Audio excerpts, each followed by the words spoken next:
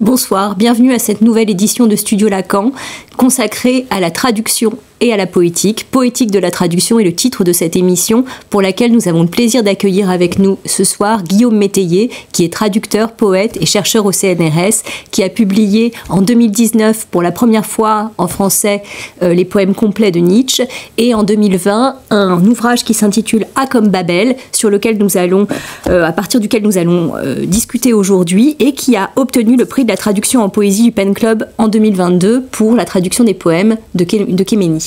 Pour l'actualité de la psychanalyse, nous aurons une chronique de Cécilia Naranjo qui aura un lien direct avec le propos de notre discussion du divan dans le monde.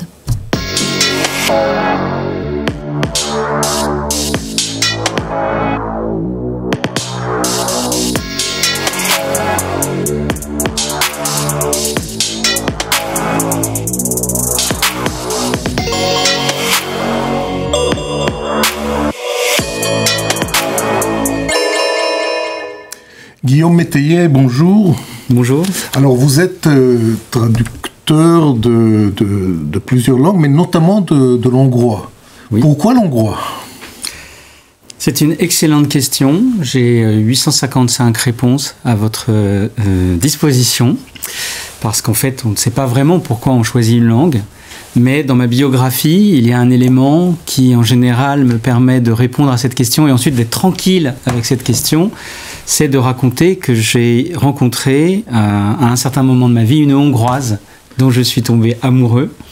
Et que, par la même occasion, ou bien les deux choses se sont faites ensemble, je suis aussi tombé amoureux du hongrois, de la langue hongroise. Et vous traduisez aussi du slovène et de l'allemand.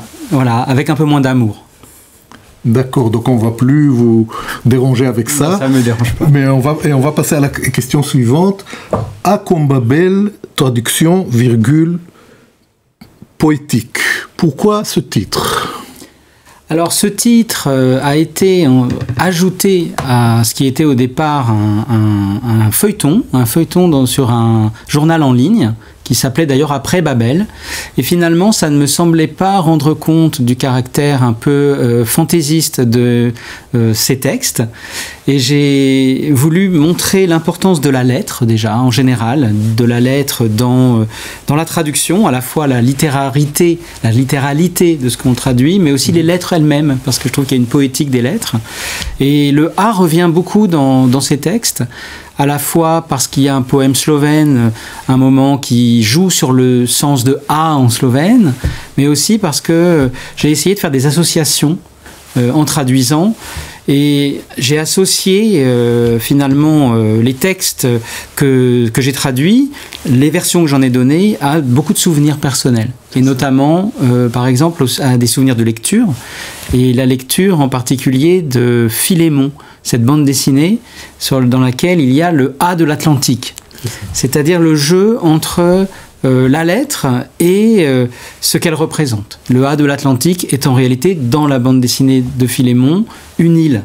C'est-à-dire que quand on a rendez-vous sur le A de l'Atlantique, on va vraiment sur le A qui est une île inscrite sur l'océan Atlantique, alors que par ailleurs, évidemment, c'est ce qui est écrit sur la carte. Voilà, c'est ce genre de jeu entre la lettre et le référent, on pourrait dire, qui m'a...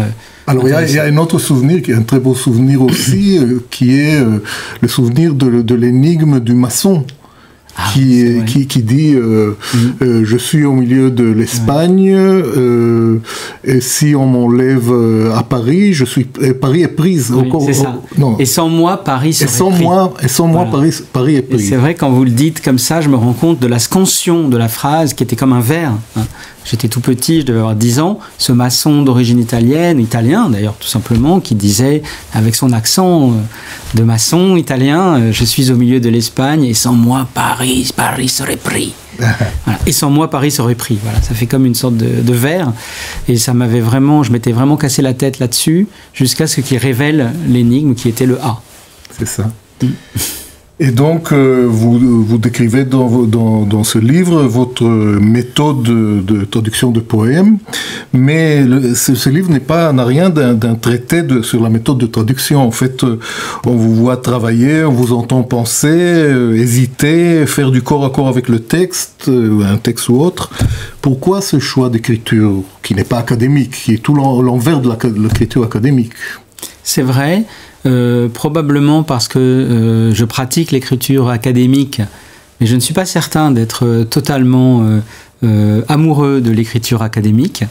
Et j'avais l'impression qu'il fallait parler autrement de traduction, qu'il fallait finalement témoigner de ce qu'est la vie intérieure, intime et intellectuelle du traducteur en action. Ça me semblait plus intéressant que de faire des théories sur la traduction. Il me semblait que c'était intéressant de donner à voir et à sentir un peu je sais pas, le magma humain, si on peut dire, de ce qui se passe dans l'être humain quand il traduit. Et aujourd'hui, et depuis d'ailleurs, ce texte, l'intelligence artificielle a pris beaucoup de place, notamment dans la traduction. Et au fond, il y a un collectif qui s'appelle En chair et en os. Au fond, c'est une forme de manifeste de ce qui se passe chez le traducteur.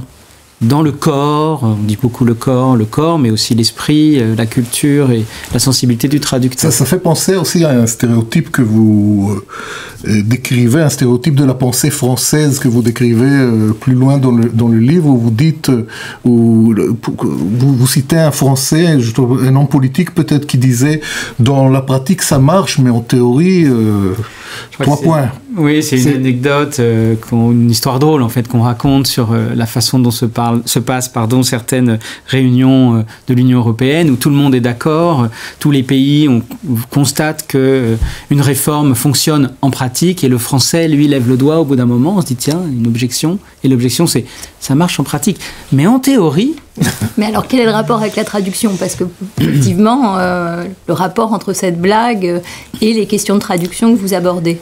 Parce que j'ai l'impression, et c'est peut-être un stéréotype que je porte de manière consciente, mais avec peut-être une certaine mauvaise conscience malgré tout, mais avec un peu d'ironie et d'humour, j'espère, que parfois en France, on a tendance à préférer les solutions plus complexes, théoriquement plus élaborées, à la place des pratiques qui finalement semble fonctionner dans le monde entier. Par exemple en Europe, quand on a affaire à un poème en rime, en forme, un sonnet par exemple, plus ou moins classique, régulier, personne n'aurait l'idée que ce serait mieux de le traduire en le déshabillant de toute sa forme, de ses rimes, de son rythme, etc. Or, c'est presque un dogme en France que quand on veut garder la forme, on perdra tout. Une sorte de dogme paradoxal. Et récent. Et c'est relativement récent, finalement. C'est assez récent. C'est lié, évidemment, à l'histoire de la poésie française. C'est-à-dire que la poésie française, elle a été quand même aux premières loges de l'avant-garde. Elle a été parmi les premières à se débarrasser la crise de vers de Mallarmé. De Mallarmé, exactement, Rimbaud. Donc, on a un peu l'impression que la rime, ce serait une sorte de vieillerie. Vous n'êtes pas d'accord avec ça, d'ailleurs? Vous aimez les rimes, vous? Moi, j'aime les rimes d'amour, toujours. Voilà, encore un amour, oui. C'est beaucoup d'amour. Et j'aime les rimes parce qu'en fait, je crois que les rimes ne sont pas du tout ce qu'on nous raconte. On nous dit que la rime, c'est une sorte de couture, de suture que l'on met le long des poèmes pour que ça fasse poème, bien sûr. Chez les mauvais poètes et les mauvais traducteurs, la rime, c'est ça. C'est un truc qu'on ajoute pour montrer qu'on a fait de la poésie. Mais quand même, on ne peut pas fonder une théorie de la rime sur les mauvaises pratiques. Il faut plutôt fonder une théorie de la rime sur ce qui est réussi dans les rimes, sur les belles rimes et sur l'inventivité de la rime aujourd'hui en France et en Europe. En France aussi, il y a plein de nouvelles formes de rimes. Par exemple, il y a un poète allemand que j'aime beaucoup qui s'appelle Jan Wagner, qui pratique ce que j'appelle la rime pochoir. Alors, je ne sais pas si l'expression est très juste, mais c'est une rime qui n'est pas une rime. C'est des mots qui se ressemblent. C'est souvent d'ailleurs des associations de mots qui parfois sont de deux langues étrangères. Et quand on les regarde l'une l'autre, quand on les écoute aussi, c'est un peu, disons, une association un petit peu dissonante, pas tout à fait juste. C'est pas une assonance, c'est pas non plus une dissonance, c'est une ressemblance et qui met ensemble en fait des univers totalement différents. Donc des langues différentes. Et au fond, ce qui m'intéresse dans la rime, c'est cette capacité qu'elle a à réunir des choses différentes. Exactement ce que les surréalistes, après Lautréamont, ont dit de la métaphore. En fait, je pense que la rime est autant que la métaphore, au même titre que la métaphore, peut être un lieu où, vraiment poétique, parce que qui met ensemble, qui associe, qui apparie des réalités exogènes. À un moment donné, vous dites que vous avez cru à un dieu de la rime qui permettrait ces associations. Alors, un dieu de la rime dans la traduction. Dans la traduction, oui. C'est vrai que parfois, quand je traduis les poèmes, souvent je traduis aussi avec les poètes. Hein, on fait tout ça, en fait. C'est une activité qui est méconnue, mais il y a une république des lettres aujourd'hui, une république des poètes, hein, européenne, mondiale. Les poètes s'entre-traduisent, contemporains, vivants, par définition, ils s'entre-traduisent et ils s'entraident dans les traductions qu'ils font les uns les autres. Et parfois, en plaisantant avec István Kemény, que vous avez cité tout à l'heure, Déborah Guterman-Jacquet, eh bien, de temps en temps, je lui dis, c'est incroyable, ce mot en hongrois rime avec sa traduction en français. Enfin, ça donne un mot qui va rimer parfaitement, alors qu'a priori, les langues sont très différentes. Donc à ce moment-là, j'invoque un dieu de la traduction, mais c'est quand même pas sérieux, hein, j'y crois pas. Quand on est un peu novice et qu'on s'intéresse, qu'on connaît pas bien cette question de la traduction, on se dit que finalement un plaidoyer contre la traduction rimée, c'est une facilité parce que traduire en rime, c'est quand même sacrément difficile. Je me disais que quand vous-même vous défendiez la rime, vous défendez à la fois une difficulté, mais aussi une contrainte avec laquelle on a le sentiment aussi que vous aimez jouer. Oui, je pense que d'une part, alors ça c'est pas toujours très bien perçu quand je dis cela, mais je pense que la traduction poétique de poèmes qui sont versifiés, ça nécessite d'être un versificateur. Alors, en général, justement, on a tellement opposé poète et versificateur qu'on a l'impression que dans un poète, il ne devrait pas y avoir de versificateur. Mais en fait, dans un artiste, il peut y avoir de l'artisan aussi. Donc je pense que dans un poète, il peut y avoir du versificateur. De même dans un traducteur de poésie. Et mon expérience personnelle, c'est qu'en cherchant des rimes, donc à respecter, mais surtout à rendre un peu, à donner un peu un écho, fidèle, je ne sais pas, mais en tout cas un peu éloquent de ce qu'est le texte original. Mon expérience, c'est que en cherchant cette rime, finalement, je me concentre encore plus. Et je cherche, et ça m'aide à trouver énormément de choses. Et parfois, ça m'aide à être plus près du texte. C'est vraiment l'inverse, le paradoxe, c'est qu'en fait, on devient plus près du texte, pas seulement parce qu'on en respecte la forme, mais aussi parce qu'on sait vraiment colleter avec le texte, et que donc, on a fait ce corps à corps dont vous parliez tout à l'heure, Gil Carroz, et que donc, on a vraiment, on s'est battu avec le texte, et on peut en sortir quelque chose de nouveau. Alors c'est intéressant, parce que justement, on a l'image un peu classique, le poème en vers, c'est comme l'image du génie, c'est-à-dire, tout d'un coup, la muse arrive, et l'inspiration de même, alors que la tradition change au moment où on parle de l'écrivain artisan, dont Flaubert est un des modèles, et où on a le sentiment que artisan et génie ne vont pas de pair, et là vous renversez un peu les valeurs. C'est juste, et je pense qu'en fait les génies de l'époque étaient de toute façon, avaient déjà depuis très longtemps dépassé le stade de l'artisan, dans la mesure où ils avaient, disons, fait des gammes. Ils avaient fait tellement de gammes qu'ils étaient comme des improvisateurs de génie. Je pense que quand Victor Hugo reçoit, entre guillemets, un poème, il a déjà tellement ses gammes dans les doigts qu'en réalité, ça lui est très facile de jouer les accords que sont les rimes. Il va trouver l'accord, comme un jazzman qui improvise. En fait, je pense qu'il y a tout un aspect d'improvisation dans l'écriture poétique. On va peut-être en rester là avec la rime, mais peut-être pour ponctuer ce chapitre-là, j'aimerais citer ce que vous dites, et qui témoigne aussi de votre amour pour la rime, c'est que vous témoignez d'une certaine jalousie par rapport à cet objet d'amour. C'est-à-dire que vous dites les mots, dans la rime, les mots sèment derrière notre dos. Oui, c'est une belle interprétation. Bon.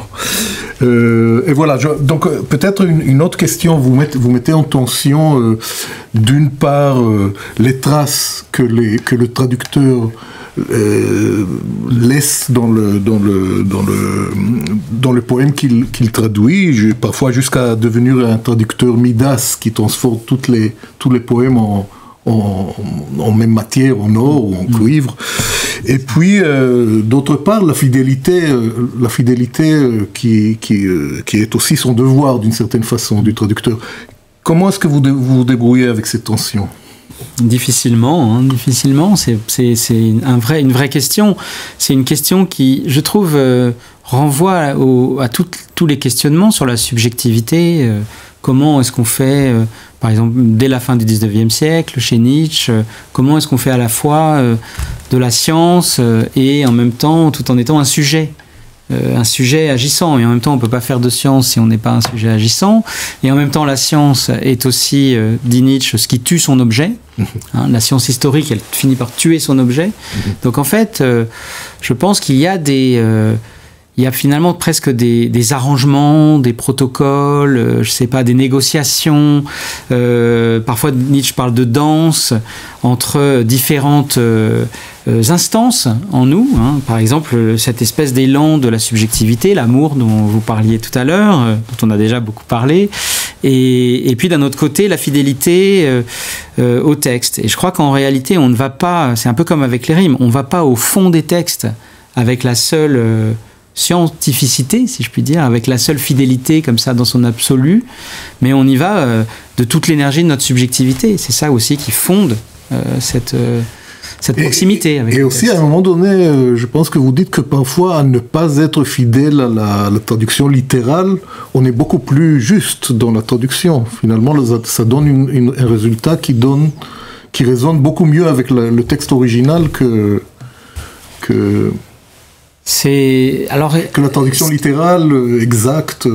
Oui, alors il y a évidemment, il y a d'énormes débats et dans ce livre, en fait, j'ai fixé un peu ma pratique. J'ai raconté ma pratique. J'ai pas voulu non plus m'enfermer moi-même dans ma pratique et dans les impressions que me donnait ma pratique, mais je crois qu'on peut, en tout cas, je pense que l'énergie de traduire, elle vient du texte que l'on traduit. Enfin, bien sûr, et ce texte, il peut créer une attirance, une attraction forte, mais l'énergie du traduire vient du texte et je l'expérimente quand je traduis un texte, j'expérimente que quand je cherche une solution, je la trouve dans le texte. Pas dans le dogme. C'est vrai que c'est très net quand on lit votre texte, parce que tout à l'heure, comme on a parlé de la rime, etc., ça pourrait donner l'idée que vous êtes dans une certaine approche formaliste, et pas du tout. On voit bien dans les exemples que vous donnez que chaque texte, finalement, vous fait presque renouveler votre théorie. Et d'ailleurs, il y a un des chapitres qui s'appelle, puisqu'il faut quand même noter que votre livre est très drôle, bien qu'il s'attache à un sujet très sérieux, et donc ça s'appelle Cauchemar en cuisine, et ça peut être traduit dans la revue Catastrophe, et donc on voit bien que c'est quand même une invention de tous les instants à laquelle vous êtes confronté avec le texte. Oui, et au fond c'est comme la lecture d'un poème. Je suis dans des revues de poésie, au comité de revues de poésie, on reçoit des poèmes, et en fait à chaque fois qu'on reçoit un ensemble de poèmes, on doit inventer un mode de lecture. Parce qu'en fait les poèmes, alors évidemment il y a des poèmes qui ressemblent à des centaines de poèmes qu'on a déjà lus, donc là on n'a rien à inventer bien sûr, mais très souvent on se demande, on ne sait pas comment lire le poème, et donc on doit inventer pour un ensemble de poèmes très courts, même pas 10 pages, on doit adapter notre œil à cet ensemble et inventer une nouvelle façon de lire.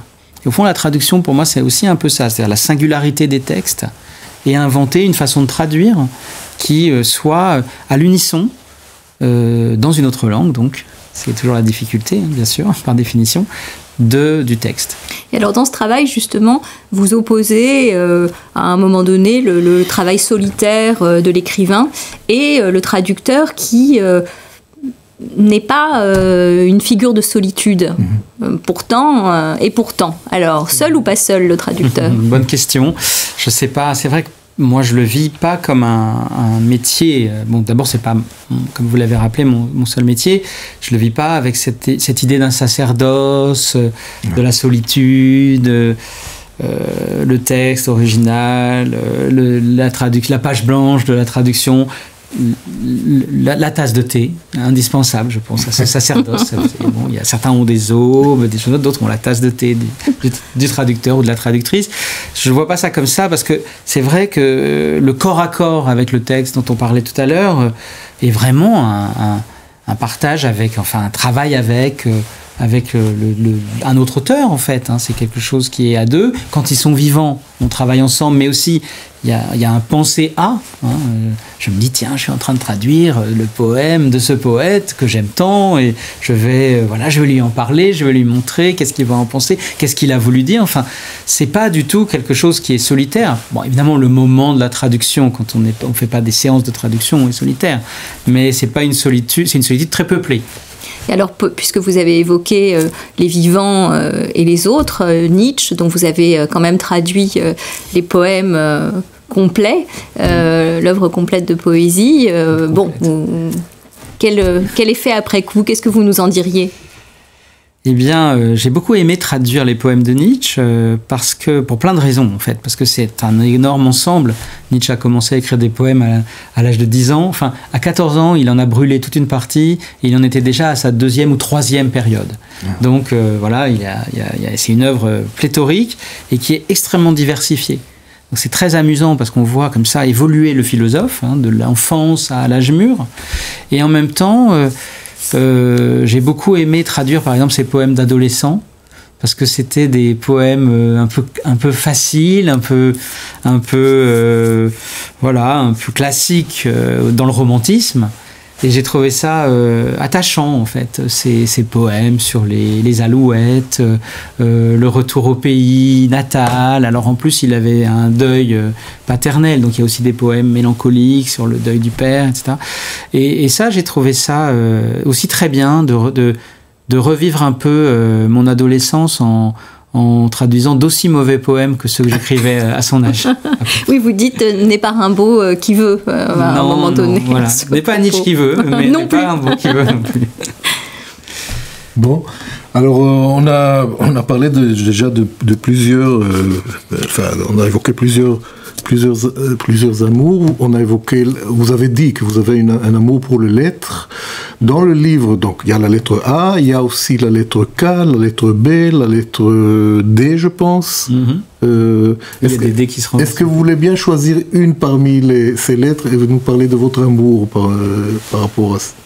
Oui, alors, écoutez, je sais pas, bon, j'ai pas l'habitude de parler longtemps de l'amour pour les lettres, que j'ai pour les lettres. C'est très insolite comme question. J'espère bien que vous n'avez pas l'habitude. Oui, j'ai pas du tout l'habitude. Ça sera une... Je sais pas. J'aimais bien la lettre K aussi, parce que quand même, c'est une lettre qui ressemble un peu à un être humain. Je pense qu'on voit aussi des choses dans les lettres, on voit des hiéroglyphes, on voit peut-être quelque chose d'un peu finalement iconographique. Et le K est une lettre assez avec 2 jambes et 2 bras, quoi, finalement, qui ressemble un peu à l'humanité, même si c'est aussi une humanité probablement un peu menacée. C'est aussi le cas de Kafka, donc on ne peut pas ne pas y penser, bien entendu. Et c'est le cas des écrivains hongrois. Donc beaucoup, dont le nom de beaucoup commence par K. Il y a des grands écrivains hongrois qui s'appellent Korinthi, Kostolányi, Krudi, Kertész, Kemény, etc. Donc peut-être que cette espèce de fraternité des K et quelque chose qui me plaît. Et j'avais traduit un texte à un ami autrichien, là pour le coup, Andreas Unterweger, qui a fait un travail extraordinaire sur le mythe de Don Juan à travers la lettre K. Il a fait tout un texte où la lettre K revient sans cesse, comme une sorte de motif obsessionnel, sans doute lié au catalogue, avec un K.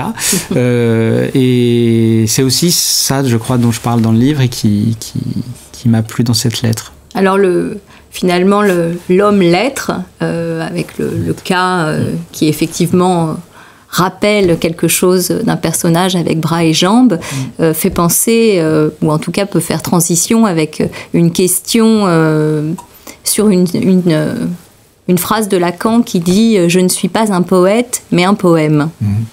Est-ce que ça inspire le poète que vous êtes ? Alors je me souviens d'une autre phrase qui m'a autant tétanisé, c'était Éluard, le poète est celui qui inspire et non pas celui qui est inspiré. Ça m'avait totalement tétanisé, je me souviens, je ne comprenais pas très bien la phrase. Et je vous supplie de ne pas me demander de commenter cette phrase. Alors, nous passons à la question. Il faut bien le dire parce que j'allais vous demander. En 4 heures, en m'appuyant sur des exemples tirés des œuvres au programme. Donc, le poème et le poète, c'est très, très mystérieux. Je ne sais pas, j'ai l'impression que le poète est aussi le poème, dans le sens où le poème, au fond, crée le poète. Le poète est la création du poète, au moins autant que le poème est la création du poète. Et peut-être que c'est ça, moi, que ça m'inspire, tout simplement. Le fait que la parole, en fait, nous crée, en fait. Ah oui, ça paraît tout à fait cohérent avec ce que Lacan... je pense, aurait dit, si je me permets de parler à sa place, évidemment. Alors, on a parlé de l'amour. En fait, c'est plus fort que l'amour, parce que vous témoignez de ce que vous prenez parfois des bonnes résolutions, comme on le fait au début d'année. Vous décidez de ne plus traduire, et puis vous ne pouvez plus vous empêcher. Oui. Est-ce que vous êtes addict ? Sans doute. C'est une question de dépendance, la traduction, probablement. C'est aussi la question de la dépendance. On est toujours dépendant d'un texte qui existe déjà. Ouais. Et peut-être que ça rejoue sans cesse aussi cette forme de dépendance, de dépendre d'un texte déjà existant. Et on essaie de compenser probablement cette je sais pas, tare, si je puis dire, initiale, en racontant l'histoire de la fidélité, de la vérité du texte que l'on respecte. Mais peut-être que c'est une façon de surcompenser cette dépendance initiale. Alors que peut-être que quelqu'un qui écrit un texte nouveau, absolument nouveau, même s'il n'est jamais absolument nouveau, il a quand même un rapport un peu plus indépendant avec l'hypotexte, comme on dit, les textes qui ont préexisté. Peut-être que je sais pas, on est tout aussi addict d'ailleurs de l'écriture que de la traduction, mais il y a quelque chose de l'addiction, probablement lié au plaisir de traduire aussi, au fait de faire advenir un texte qui était étrange et étranger. Parce que moi j'aime bien traduire de langues dont je suis pas forcément bilingue aussi. C'est-à-dire que l'étrangeté de la langue, elle est toujours là. Il y a un texte poétique est toujours un peu étrange aussi, mais alors dans une langue étrangère, même si on la connaît bien, il y a toujours de l'étrangeté. Et cette étrangeté, la faire advenir dans sa propre langue par la traduction, je pense que ça procure un certain plaisir. Ça donne... et c'est pas un plaisir de dévoilement... Ni d'appropriation. Ni d'appropriation, exactement, parce qu'on pourrait penser à l'appropriation et à tout ce qu'on peut dire de mal sur l'appropriation. Je crois pas, je crois que c'est quelque chose d'autre, c'est le plaisir d'entendre, de se raconter aussi peut-être à soi-même, dans sa propre langue, quelque chose qui nous a fascinés par son étrangeté. Et peut-être que... et comme le texte reste, le texte originel est toujours là, en fait, l'étrangeté, on peut toujours y revenir. Donc, il y a une question de jeu qui apparaît encore de manière réaffirmée, ce qui me fait penser dans le passage que Gill évoque avec la question de l'addiction, pour quand même faire saisir l'humour qui est présent à quasiment chaque page de ce livre. Pour ceux qui vont nous écouter ou nous regarder, vous dites, bon, c'est terminé, la traduction, je décroche, j'arrête, et puis un mail auquel j'ai pas répondu, enfin si, j'ai répondu, mais bon, on me relance, bon, allez, encore une banque, et ensuite j'ouvre un bar à Fécamp. C'est vraiment très drôle. Donc je me dis, bon, vous êtes en train de traduire, là vous êtes en train de le faire, vous êtes en train de traduire Zarathustra de Nietzsche, et bon, peut-être que vous traduirez après Le Gai Savoir, mais enfin la dimension de la gaieté, elle est quand même très présente dans votre travail, dans votre écriture aussi, donc on sent que la dimension du jeu et de la joie est quand même assez prégnante dans votre démarche. Oui, alors c'est Le Gai Savoir, comme vous dites, probablement que c'est une influence de Nietzsche auquel je suis attaché depuis très très longtemps. Non, mais je peux même pas répondre parce que je vois même pas comment on pourrait être autrement, enfin comment je pourrais être autrement. C'est-à-dire que je comprendrais pas vraiment, j'arriverais pas à être autrement. Donc, et c'est un livre un peu, c'est un livre personnel au fond où peut-être que j'ai voulu montrer le traducteur que j'étais. Peut-être que c'est un livre un peu avec un style vraiment joyeux. Enfin, Oui, avec un style. Merci. On rit beaucoup en lisant votre livre. On apprend plein de choses et on rit aussi beaucoup. C'est vrai qu'au fond, je fonctionne sans doute aussi beaucoup comme ça. J'ai pas l'impression que le rire va détruire le sérieux réel des choses. J'ai plutôt l'impression que c'est une clé qui va nous permettre d'aller trouver des choses par des associations toujours. Non, c'est vrai. Et j'ai voulu raconter un petit peu les aventures du traducteur et puis ses associations, parce que j'avais l'impression que tout ça se perdait. Que ce qui se passait entre un texte et l'autre, c'était pas juste une manutention de vocables, mais qu'il y avait tout ce qui passe par nous. Et en fait, quand je traduis, c'est le plaisir qui fait que ça me rend peut-être addict. Il se passe énormément de choses. Je me mets à rêver sur la langue, à rêver sur le texte, à aller chercher un mot qui vient de l'enfance ou d'une série télévisée que j'ai vue adolescent, parce que je trouve que c'est un moment où on est vraiment sollicité entièrement par le texte que l'on traduit. Et j'ai voulu rendre ça, c'est-à-dire montrer comment ça résonnait de partout. En fait, on se met à résonner de partout, voilà, comme un flipper au moment de l'extra balle. On a l'impression que vous avez une grande chance d'avoir trouvé ça comme... Entre autres activités, puisqu'en effet, c'est loin d'être la seule. C'est vrai. Et c'est vrai que les autres activités sont probablement... il y a une espèce il y a un poids. Il y a le poids de la charrue, quoi. Quand on va faire une recherche de philologie sur un auteur, on va chercher à définir un point précis. Là, je sens le poids sur les épaules. Mais en traduisant, moins, bizarrement. Vous étudiez en ce moment Anatole France ? Oui, c'est vrai. Vous travaillez sur Anatole France ? Absolument. Je travaille sur Anatole France, un écrivain. On ne vous questionnera pas sur la cohérence de votre... De tous vos centres d'intérêt et de recherche aujourd'hui, mais si vous voulez, vous pouvez en dire un mot. Sur Anatole France, vous vous intéressez à une question en particulier ?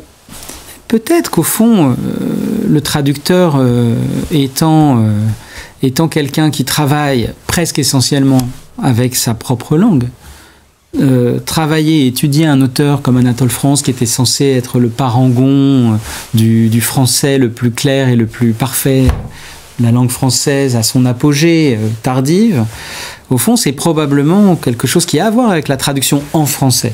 C'est probablement comme un dictionnaire vivant, Anatole France. Donc travailler sur Anatole France, qui n'était pas un auteur très multilingue, il aimait beaucoup le latin et le grec, mais enfin c'était pas un passeur, c'était pas un Valéry Larbaud du tout. C'est peut-être quand même à chaque fois revenir à une sorte de socle qui sera la langue d'arrivée. Bien, je pense que là on va s'en tenir à ça pour le divan. Et on va passer à l'actualité de la psychanalyse qui va nous être présentée, comme Déborah l'a dit, par Cécilia Naranjo. Restez avec nous, peut-être vous aurez un mot à dire après. Merci. Voilà.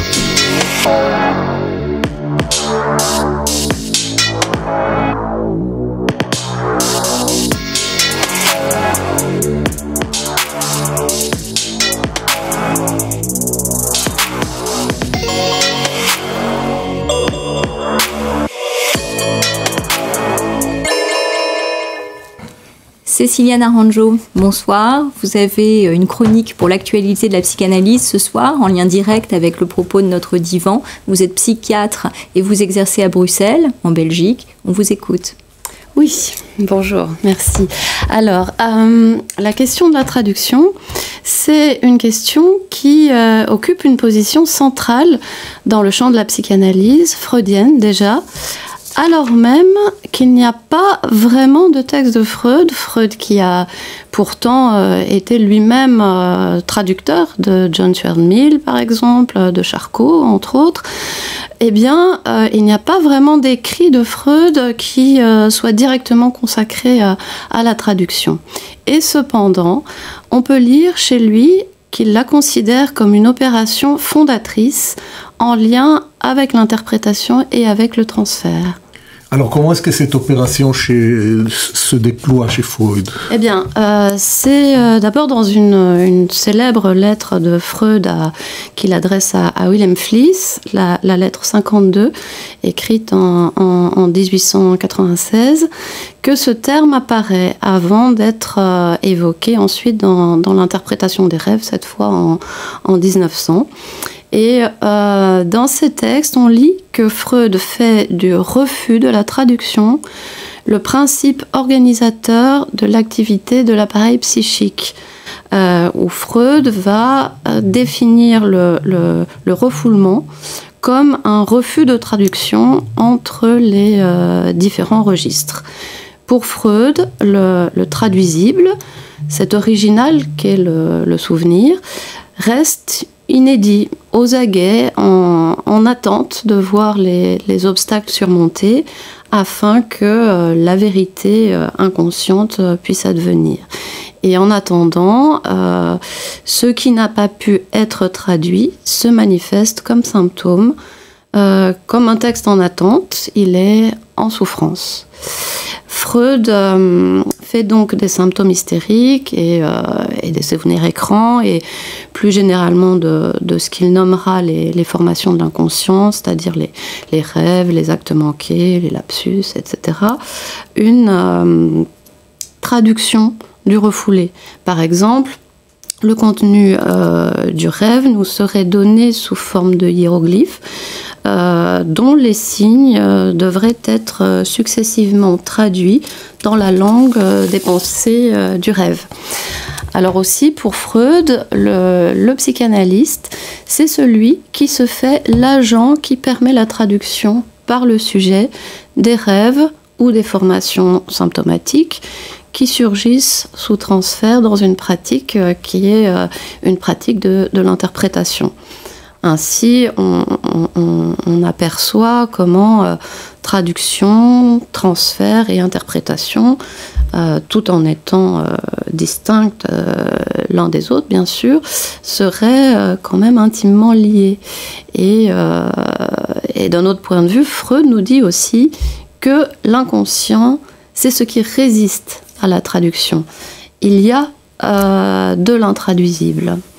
Et pour Freud, si la psychanalyse dément les tenants d'un langage qui serait transparent, c'est précisément en ce point que le sujet du refoulement, soit le sujet de l'inconscient, traduit imparfaitement. Et chez Lacan alors? Alors chez Lacan, eh bien, alors, la tâche première de Lacan, ça a été justement ce qu'il a lui-même appelé son retour à Freud, c'est-à-dire un retour au texte de Freud. Il s'est appliqué à écouter la langue de Freud et à la lire dans les signifiants qu'elle proposait au plus près du texte.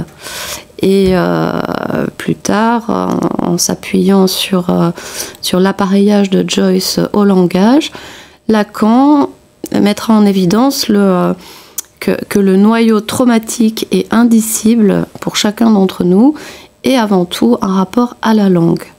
L'expérience analytique, pour celles et ceux qui s'y prêtent, c'est une immersion dans sa propre langue particulière et avec les tours et les tours de la parole, ce trou de l'indicible, cessera d'être bouché, il sera cerné, il sera nommé. Et donc, bien dire, c'est en quelque sorte un effort de traduction d'un événement de jouissance énigmatique qui a surgi au plus singulier d'une existence et que cet effort de traduction fera résonner dans la langue. Alors vous parlez d'un élément intraduisible, du roc de l'intraduisible, on pourrait dire. Alors est-ce que le métier du traducteur s'ajouterait à la série des métiers impossibles dont parle Freud, donc gouverner, éduquer, psychanalyser? Alors oui, en effet, parce qu'il y a cette butée contre l'intraduisible. La rencontre avec l'autre texte auquel est confronté un traducteur est toujours une rencontre nécessairement manquée. Si on étend la formule que Lacan énonce pour qualifier le nécessaire ratage dans la rencontre, du fait même qu'on est des êtres de langage, à savoir il n'y a pas de rapport sexuel, eh bien il n'y a pas non plus de rapport textuel. Et en effet, comment traduire sans pour autant dégrader ni même trahir l'idée d'une jouissance énigmatique, d'une jouissance au-delà du sens qui gîte au cœur de l'œuvre d'un auteur.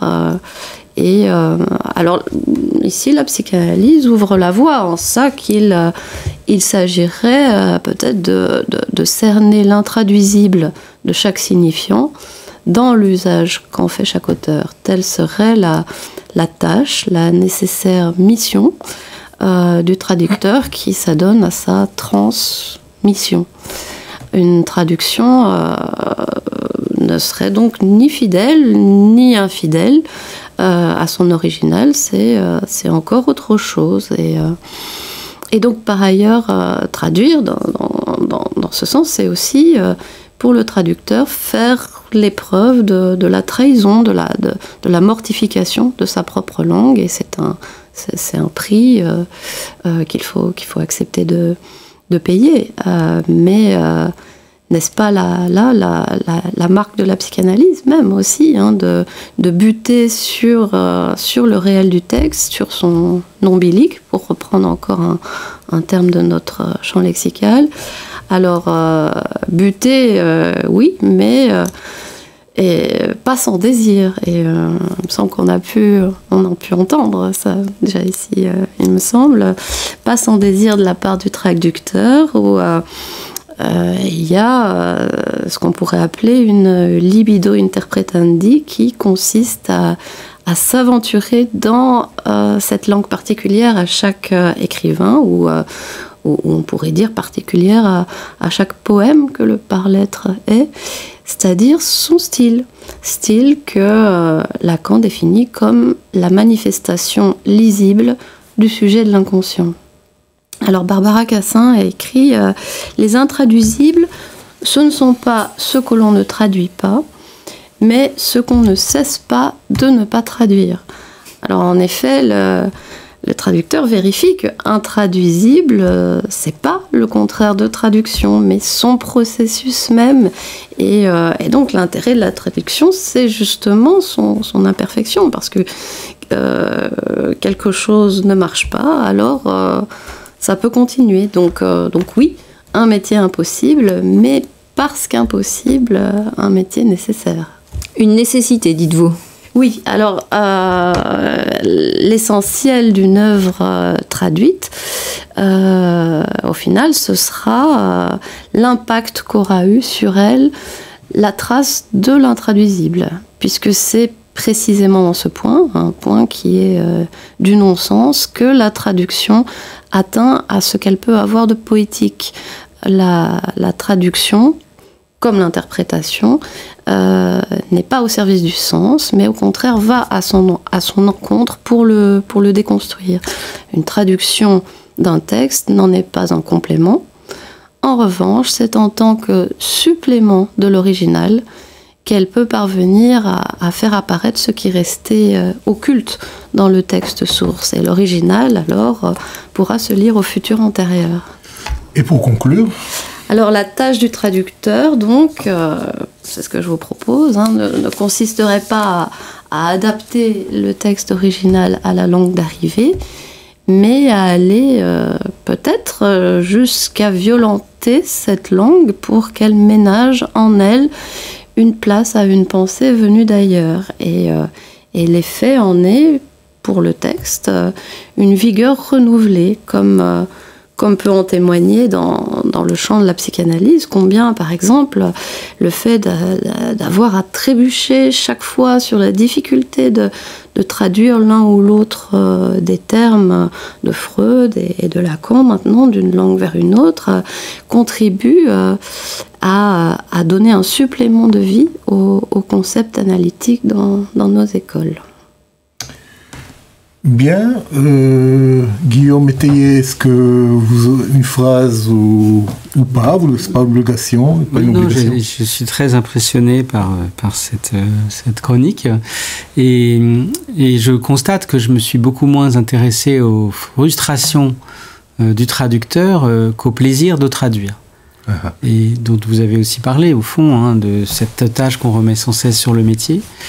Et je crois que ce plaisir de traduire fait écho probablement à un geste plastique que vous évoquez à propos de Freud, au fond, ce geste de traduire au sens métaphorique du terme, donc qui à mon avis fonde à un niveau, disons, plus profond la valeur, si on peut dire, ou l'énergie du traduire. C'est-à-dire que finalement, nous passons beaucoup de temps à traduire énormément de choses, donc même quand on n'est pas traducteur, apparemment aussi sur le divan, et ça m'a plutôt conforté dans l'idée de l'importance du traduire. Pour la question de l'intraduisible, ça, je suis totalement d'accord avec cette analyse, bien sûr, et pour le reste, je vais un peu potasser. Merci. Bon, l'énergie, le désir de traduire. Bon, on va conclure là-dessus. On invite nos spectateurs à la prochaine émission du Studio Lacan qui sera diffusée la semaine prochaine à 18h30.